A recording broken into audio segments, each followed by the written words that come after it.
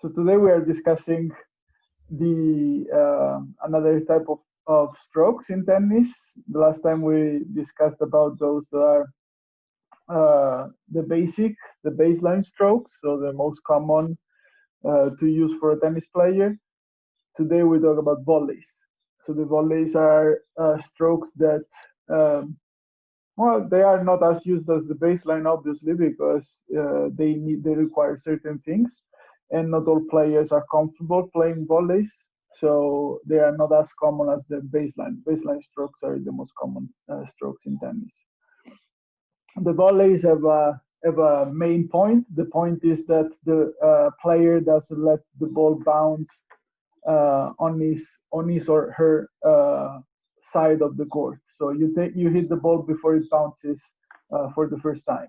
That's why they're called volley, because of this reason. So phone call, not me. Uh, Volleys are played in just in specific situations, not all the time. Usually volleys are strokes that are played especially when you're attacking. Tennis is in a certain way a territorial sport, so in which you try to win the space and the territory, even if you are separated by a net. Still, you can move on your side of the court, so to take advantage of the space.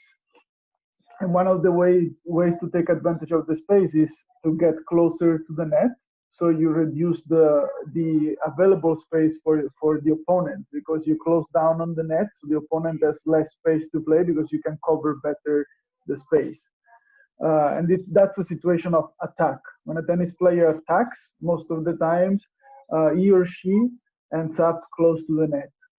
And when you are close to the net, obviously the ball that comes back from the opponent, if it comes back from the opponent, you can't let it bounce, because it would bounce behind you.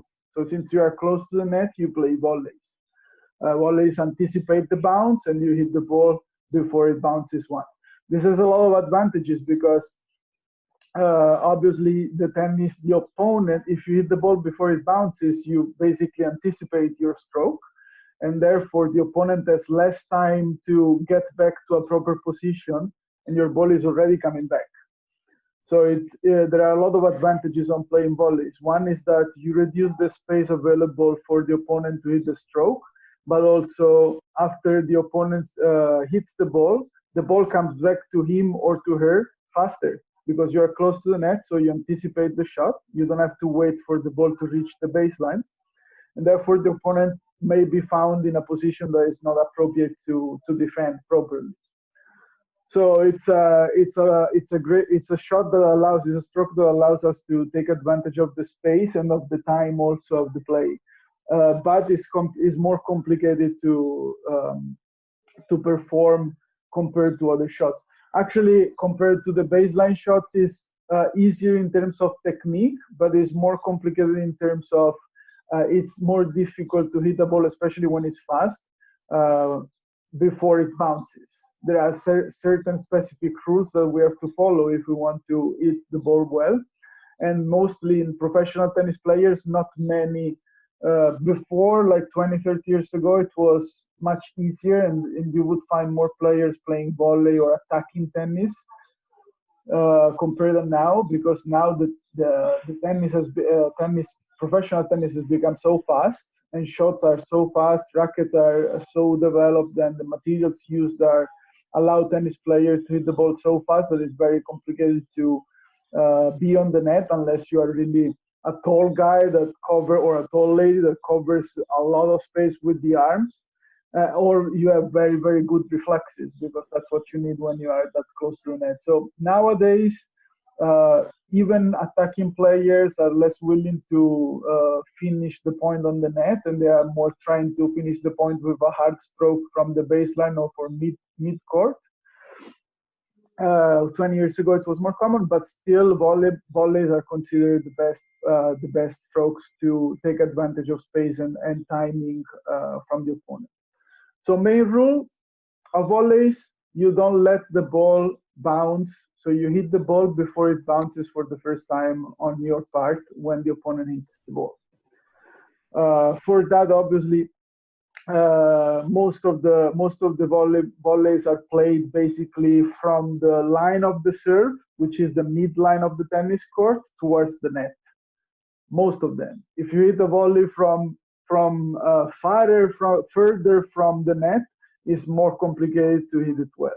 So usually you attack, you run quickly towards the net, and you try to position yourself at least right after the service line, and possibly even better if you have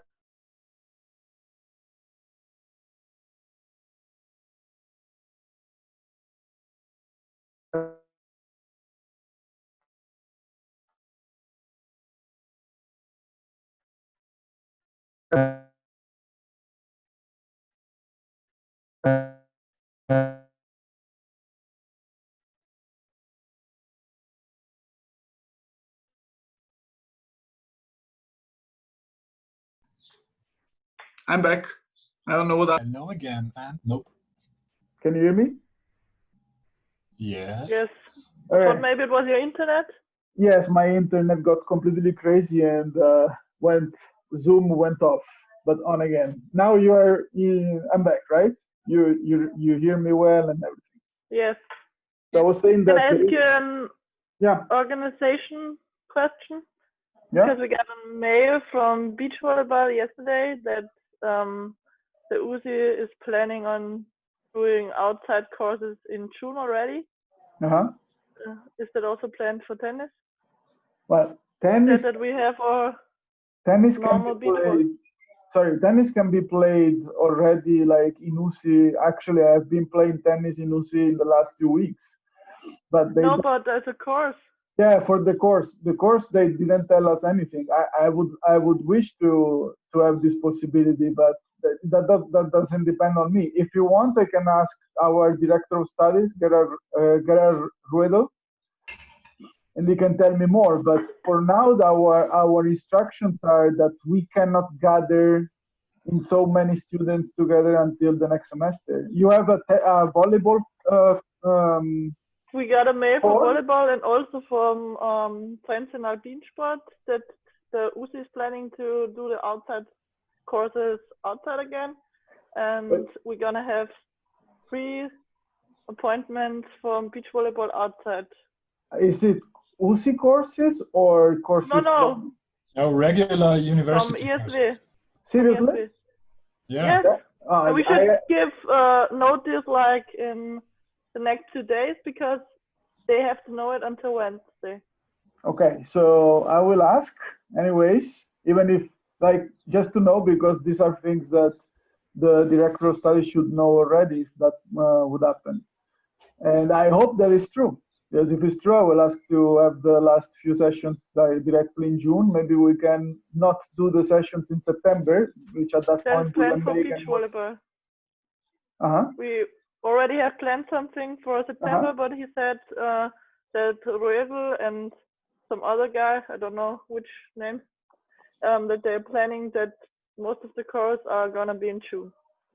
That would be wonderful. When they're outdoor. That would be amazing. So if I hadn't heard anything about that, so I will ask. And if it's true, I mean, if they confirm that we can move the course into a regular course, practice course, definitely we are going to do that, because tennis online is a terrible thing. So thank you for telling me, because honestly I had no idea. Nobody tell us anything about that so far. So that's not the yellow from the egg. I'm sorry? Yeah. Tennis online is not the yellow from the egg. Just wanted to say that. I didn't get that. Understand that? No. No, I said the online course tennis is not the yellow from the egg. It's not a yellow. I never heard this expression. What's that? Yeah, I always wanted to say that on an online course. So, and you're the right person to do that. Thank you very much. I got a bit lost, but okay. Anyways, I have the recording, so I can listen to it over and over again. Anyways, like jokes out, I will ask. And if we can do the practice, we will do the practice definitely from the next week. So a part of the organizational, can I go on? And also, what about our warm-ups? Will we do it then on the course in practice, or? Well, it's that we are a lot of. It must, first of all, I have to ask. Once they tell me what they are supposed to do, I have to calculate how many sessions we have remained or we can use, and based on how many sessions we have, we can figure out if we put it into practice or not. Because you are several groups, and I don't think we will have as many classes as groups. So since this is completely new to me, first let me ask Gerard Redl, because he must know. When he tells me anything more specific, I'll let you know everything about this. Anyways, the warm-up, you need to prepare it in any case, like you would do it. And before you do the video, if you do the if there is practice, I'll figure out if it's possible to do the warm-ups, maybe condense them in 1 or 2 sessions. But I need to know how many sessions we would have doing the practice in June, basically. Because but it would be much more fun to just do tennis and not warm-ups. I mean, I've done so many warm-ups in my studies. I do agree with you. Do one, but like maybe we could just play tennis. I mean, this is what we're doing this course for. To be honest, if we have, like, let's say four classes, 4 sessions, because let's say that all June they allow us to meet, then I would do more the games that I was discussing with you and those things rather than the warm-ups. But again, I will firstly check and then we will discuss it, and then I will discuss it with you later once they tell me that it can be done or anything. You know, it's new to me too. So I will, when we finish this Zoom meeting, I will immediately write an email to Gerard Redl. Usually responds promptly, so I'll try to know it as soon as possible, and then I'll let you know. Okay? But yeah, I do agree that I would do more activities and games and exercises that we discussed rather than more warm-ups and this activity. We can leave the warm-ups this way. All right, any other question? You hear me, right? Yeah. Okay. So I was saying that, where was I? That volleys are played usually in this area and I was saying about the distance. Like usually you don't get stuck to the net, too close to the net. So you keep like a meter and a half distance from the net, approximately. And there is a reason for that. It's because when you are too close to the net, the opponent can play a lot. A high ball that goes over you and you cannot reach it and goes back to the baseline. So basically, it's more difficult to get that type of balls, the lobs, if you are too close to the net, because the opponent has more space for playing the lob. Instead, if you are 1.5 meters behind the net, you have a distance in which you can cover easily the net, but at the same time, you are more protected if the opponent plays a lob. So you are not stuck to the net when you play a volley. Now let's go into the grip, like the way we hand the racket in tennis for playing volley. Much easier than what we discussed the last time about the 20,000 grips that you can use in baseline shots. Usually there are look how relaxed they are there, Fabio and friends. So there is one grip, the main grip is continental. Remember the continental? Start counting from the top. 1, 2, 2 is continental, also called hammer grip. So you put again. I already washed my hand. I try not to wash it for a long while, but in the end it got washed. Just kidding. So I remember when I made the spots here and joined the line here. So you put the hand there on the second phase of the racket, and you have the continental grip. Continental grip, hammer grip. Like it looks like you're handling a hammer in your hand. This is a great solution for volleys because if you remember what we said the last time, when you're playing baseline shots, strokes, you have to switch grip. Like if you're playing forehand, you have a certain way to handle the racket. When you play the backhand, you have to move your hand in a way that you switch from the forehand grip to the backhand grip.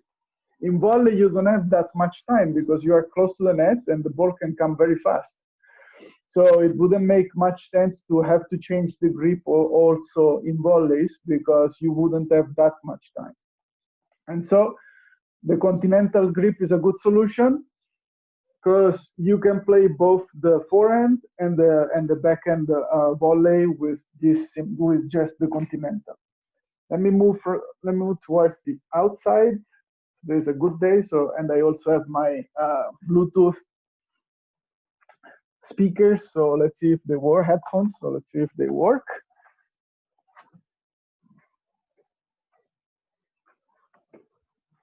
It works, just I don't see that much. And so the continental also allows you to one important thing: the wrist when you play the volley must be very strong. So you cannot really let it loose. But the wrist is important. That is strong. Stay strong and doesn't get loose. And when you play a volley and you have the continental grip, you have much easier. It's a much easier way to keep your wrist strong, not move it, not doing this, but just keep it strong and hit the ball in front of you. So continental is the typical solution that most 99% of players adopt for playing the volley because you don't change the grip between the two, the forehand and backhand, and because it's the best for the position of the wrist during the volley. Some players use Eastern grip, but it's very complicated to keep the ball, to keep the racket straight in front of you. If you remember, the Eastern was on the third area, this one. So imagine that you have a ball in front of you. In order to hit it, you would have to flex the wrist completely to have the racket straight in front of you and hit the ball before it bounces. With the continental, you don't need to do that. Can you see me well when I get farther? Because I can't see you that much. Guys? Yes. Yeah. Okay. So the grip is pretty much this, the continental grip. You hold the hammer, and then few rules that you have to keep in mind when you play volley. The first is that the racket should be always up and high. So let's say that the net is right here.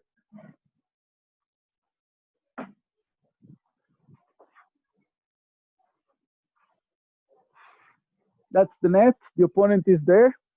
If I go to the net this way with the racket down, when the ball comes, it comes very fast. What I have to do is 1 and 2 to hit the ball. So typically tennis player, when they run to the net, they already have the racket up. So I keep the racket up. So if the ball comes, I only have to do this. I just have to put the racket in front of the ball, and I would hit the ball. That, considering that balls come pretty fast usually, and that you are close to the net, so you're closer to the opponent, you have less time to react. And so keeping the racket high is the best solution for hitting the ball fast and not letting the ball pass. The typical mistake that people do is actually running this way to the net, and then the ball comes fast, and by the time they do this to try to hit it, the ball has already passed.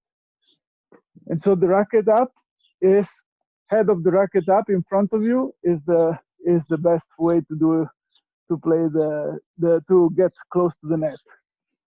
Sorry, my kids just came from the daycare. Go. Say that, other rules. One of the most important is the racket never goes behind the line of your shoulders.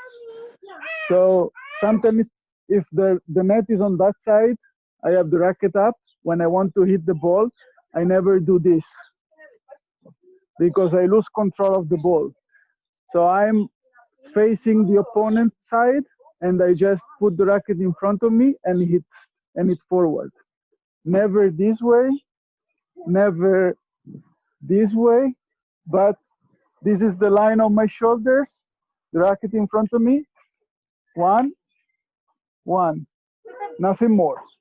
So technically speaking, it's pretty easy, the volley. You don't have to do anything special, anything particular. You don't have to bring the racket behind like you do for the stroke, for the baseline strokes. You don't have to move the wrist. You just keep one simple movement, which is get closer to the net and then put the racket in front of the ball. Most of the time, you don't even have to push the ball because you basically use the speed of the opponent. The opponent has the ball at a certain speed coming towards you. You put the string in front of it, and you use that speed back to him or to her. So it's not complicated in terms of technique. It's complicated in terms of good timing and good position of your body when you hit the ball. So we said continental, racket high, never go behind. So only put the racket here in front of you. Another new rule. When you hit the ball with the volley, never, your head of the racket should never go after hitting the ball under the line of the net. This is the net. When I hit the ball, prepare, and I do this. So I just accompany slightly the ball from hitting here to forward to the other court, but I never do this. Never put the head of the racket after hitting under the line of the net, because the ball goes down and ends up on the net, which is not what we want to do. That's soccer, when you want to hit the net with the ball. So the racket is high, and the racket keeps being, the head of the racket keeps being high also in those situations. Never the head goes down, both for the forehand and the backhand. Boom, boom, that's it. This is not good. Ball goes down. Obviously I exaggerated it, but in general, this movement down too much towards towards downwards is not good. So racket up, just put the racket in front of you, do not pull downwards the head of the racket, and wrist strong. If you hit the ball here and your wrist is not strong, what happens is that the ball falls down right in front of you. Instead, you have the wrist strong and the ball goes to the other side. Questions so far, guys? I don't see any of you, so if you do know, except for Verena, so if you do know with your head, I won't see it. I have a question. Yeah. So you said the volley is an attack, right? The volley is usually what you play when you are attacking, yes, on the attack. How you described it, it's really defensive to hit the ball, no? Like, what do you mean? You push it and you don't give it a direction or anything, you just hold the racket. No, you give the, I didn't say that you don't give the direction, you give direction actually, but what I mean is that tennis players in general would tend to conquer space against the opponent, but obviously you can't, like in soccer, conquering space is more clear, is a clearer concept, right? You try to be on the side of the opponent. In tennis, you cannot go over the net and go to the other side, but still you win space against the opponent when you go to the net and play volleys, because as you are close to the net, look, even in perspective, watching here, if I am at the baseline, you have a lot of space here to play. If I come closer, how much space do you have? You have less space, see? So the volley is an attacking shot, or is a shot that is used for attacking, because I am aggressively getting close to you, to your side, reducing your space to play. And yes, the volley is not as like as strong as a shot as a baseline shot, but it's much more effective because you use the strength of the other, and then you place the ball wherever you want. So Okay. and you have more space in front of you because you're closer to the net. So your possibilities on the opponent's court are wider, and he or she has less space. So no, it's volley is in most cases is an attacking, but no, it's always an attacking shot. Okay.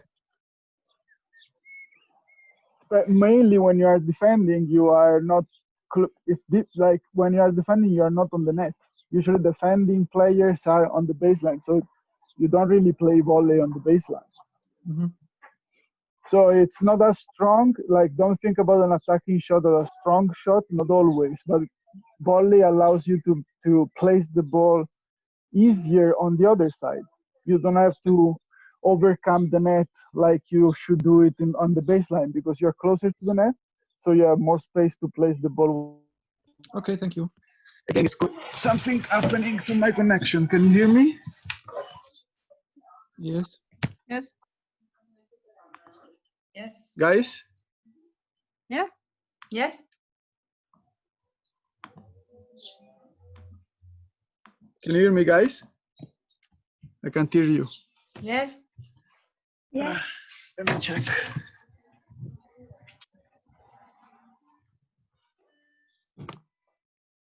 Hello? Yes. I can't hear anything. Can anybody talk to me? Hello, hear you. hello, hello. I can't hear anything. Let's try again. Hello, hello. Oh, now I hear. Just that they hello, hello. It's just my headphones got disconnected. Okay, now it should work again, hopefully. Any other question, guys? You hear me, right? Yes. Yeah. Any other question about this so far? Nope. So there is only one condition in which we play a different volley. I just tell you for curiosity than any other thing. You might, if you watch professional tennis players playing, you might have seen it every now and then, but it's very rare. We call it the slap, like a slap on the face. And this is when you do a similar shot as the baseline shot, but with baseline stroke, but without letting the ball bounce. It's very, very complicated. So basically, it follows the same rules as the baseline shot. You prepare and then you hit forward, but without the ball, not letting the ball bounce. That's called slap, but it's not very common and it's very, very complicated. It's not very often used. It's used mostly when you are too late to get close to the net. So you find yourself needing to play a stroke without the ball bouncing, but you are too late and too far from the net, so the ball is already going down. It's very complicated to play a volley, so you play the slap. But again, just in few cases it happens. It's easier that the players are usually professional players are fast enough to do that. Another solution would be, hey, I'm too far from the net. I wanted to go to the net, but I'm too far. The ball is coming long. I go back. That's the worst solution, typically in tennis, because it's more complicated than to hit the ball and you lose space against the opponent. Imagine that the ball is, you are going running to the net, you are halfway, and now the ball is coming long, you have to go back, so you have to turn more or less your body, your back towards the opponent. The opponent can take advantage of it, and he or she can come to the net and attack us. And it's more complicated to have to run back and then hit a normal shot, rather than when you're going front, hit directly. So as a norm, when possible, we try not to run back to hit a shot, but we try to always go forward because that allows us to have better timing and better time in general during the point if we are playing a point. Of course, there are conditions in which we have to run back like mandatory, but we are not talking about them today. Today we are talking only about volleys. So volleys always running forward. A couple more rules, few more rules. Again, like in the baseline strokes, remember what we said? That we need to have the trunk straight. In volleys, is the same. We don't want to have the trunk flexing to hit a shot, but we want to have the tracks as straight as we can. So what do we do if the opponent plays a very low ball? We flex our knees, but we keep the racket, trying to keep the racket as up as we can, and try to keep the trunk as straight as we can. Let me show you. If the ball comes very low, for instance, what I'm going to do is not this to play the volley.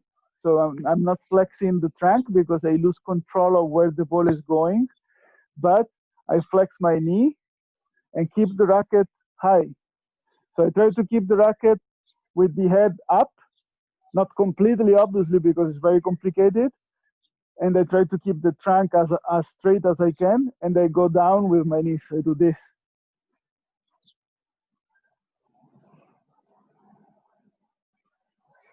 So as for the baseline strokes, remember the schools of tennis are focusing on the trunk straight and the core strong because it gives a better control over the ball. And same thing happens for the volleys. Try to keep the core strong and the trunk straight, and instead of that, you lower your knees rather than your trunk. Finally, the position of the feet. Just like for the baseline strokes, in the volleys, we don't want to play the volley like completely frontal.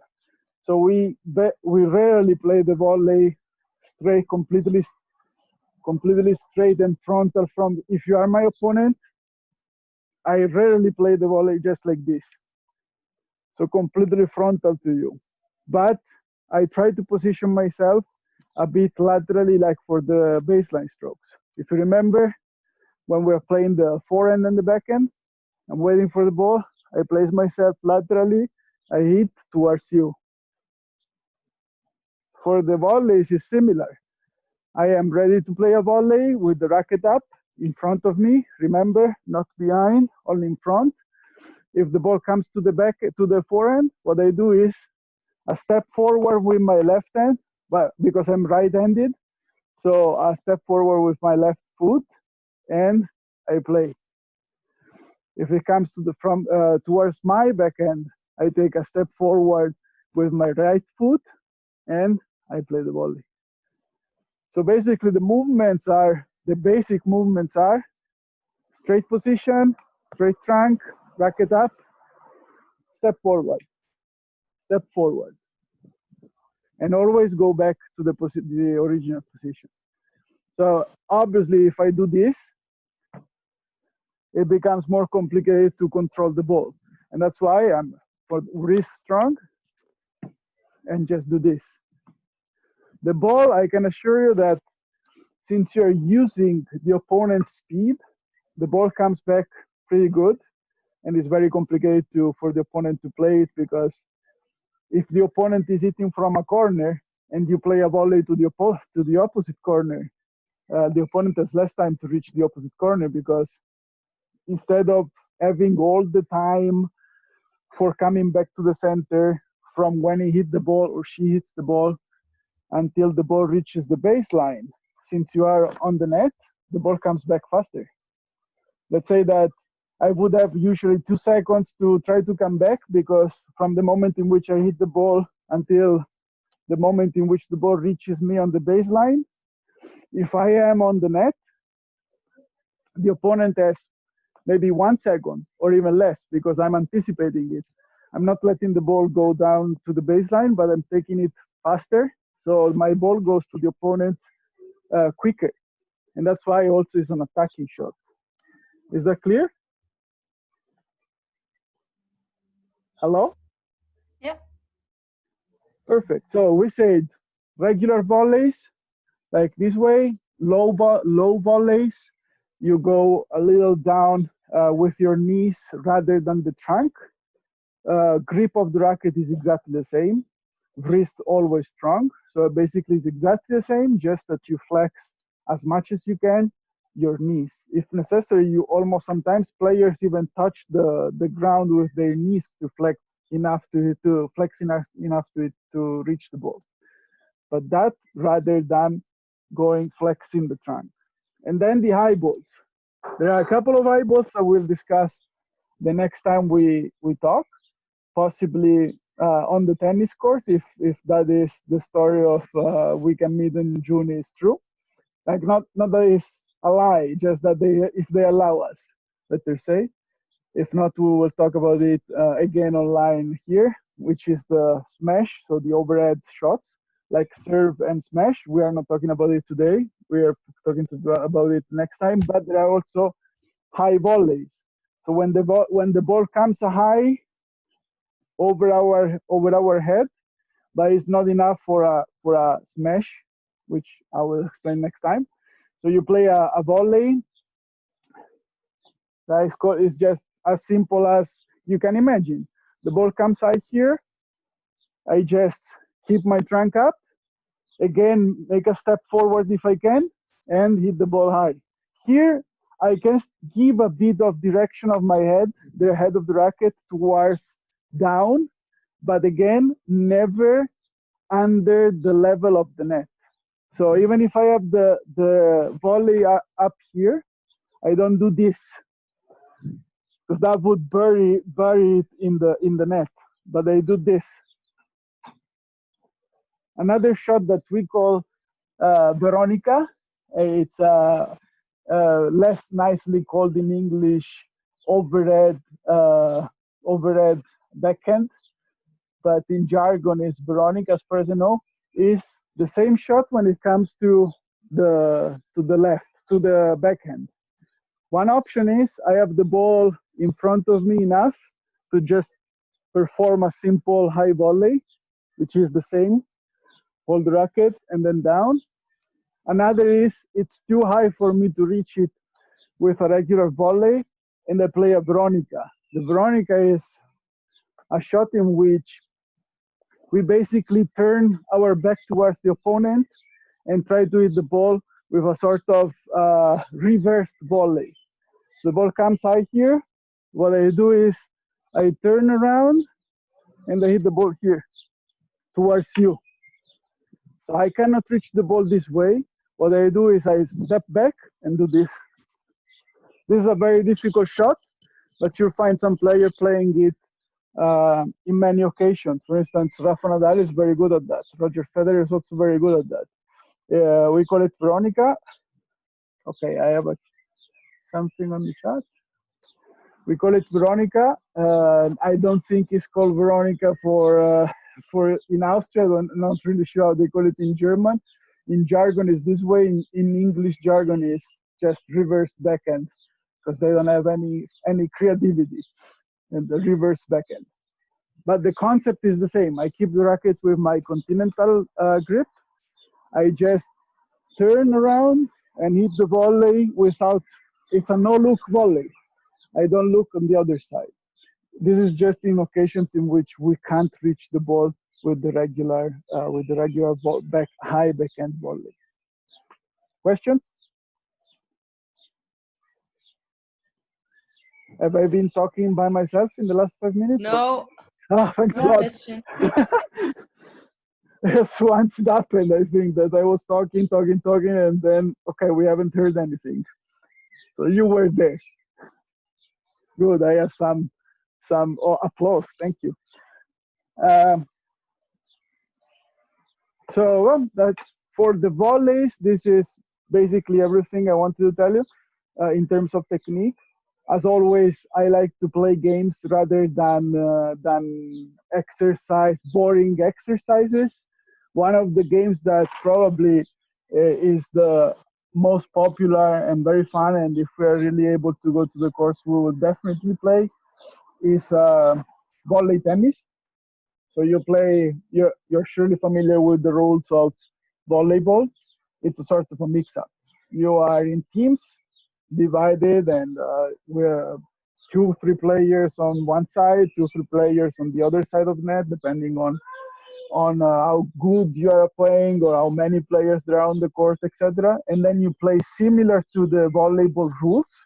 You have 3 passes, but you can't let the ball bounce, etc. And then you have to win the point by placing the ball in the other side, and the opponents don't reach it.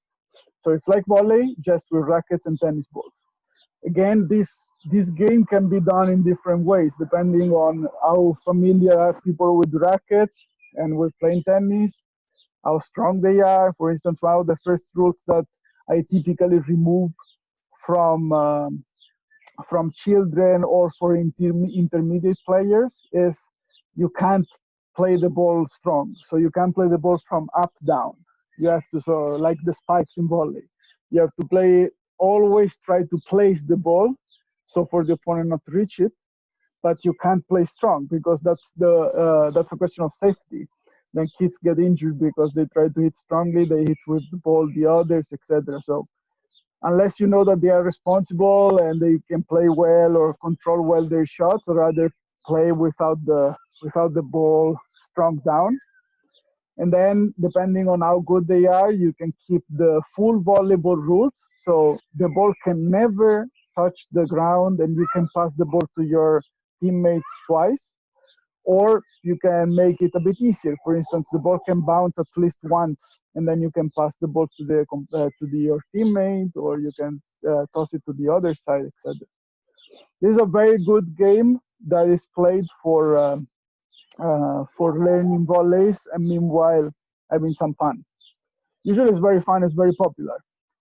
Another game that we played last year, probably this year I wouldn't do it, but it's less dynamic, but it's good for learning how to place the ball in the proper side, in the proper place with volley. What I did last year, I took cones, and on each cone I stuck a letter. All the letters together would compose the word volley. So I had a cone with a V, a cone with a O, a cone with a L, etc. And each cone was placed in a different part of the court. And the game was in teams, try to hit the ball, to hit the cones in the order to create the word volley. So you have to first point at the V, then point at the O, and so on and so on. And so it's sort of competition between teams. Let's see who's faster in doing that. And meanwhile, you as a coach or as a teacher, you are observing and telling them, especially when they are unable to place the ball where you want them to place, you are giving them hints little by little on what they could do to improve their precision. I usually prefer this approach than the approach in which you tell them exactly what to do, because at least in modern pedagogy is the idea that the kid or the person learn something by reasoning himself or herself is a bit more effective than just repeat what I'm doing, because you understand better. Usually you remember from mistakes, but you remember less when someone tells you exactly what to do. And so this is a good way. You are playing in teams. For instance, one of the team is feeding the ball to the other is playing the volley, and you are trying to hit the cones. You don't do it. Then I intervene and I would say, hey, you didn't do it this time. Why don't you try to put keep the head of the racket up? Or why don't you try to put, so I give small hints and they keep trying, etc. And meanwhile, they try to form the word.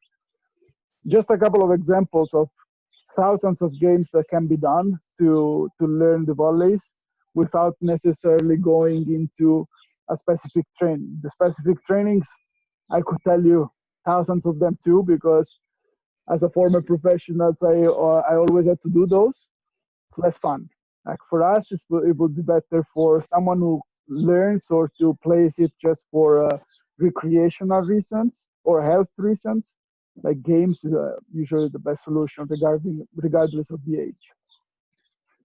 Questions? Nope. No. No. All right. Let me go back to my place. It's starting to be a bit fresh here. So for today, this is what I wanted to discuss. There is still one more thing that we should talk about. Not today, don't worry. It's serve, tennis serve and smash. I'm joining them together because they are very similar and common technique, just different situation. And in theory, if the program remains as online, we will discuss about it not the next week, but in 2 weeks. I think the 9th of June or so is in the calendar. If we can go into practice, then much better. This is something that I will let you know as soon as I get the information on that. But I'm writing the director of studies immediately to ask about it. Okay. Okay. As klingt toll. Klingt das toll? All right. Then, if you don't have any more questions for today, it's good. Volleys, attacking volleys, remember? And I will let you know via OLAT notification if there is any news about the practice. Okay. Thank you. Thank you. Thank you, guys. Thank you. Thanks. Thank you. Bye. Bye. Bye. Thank you.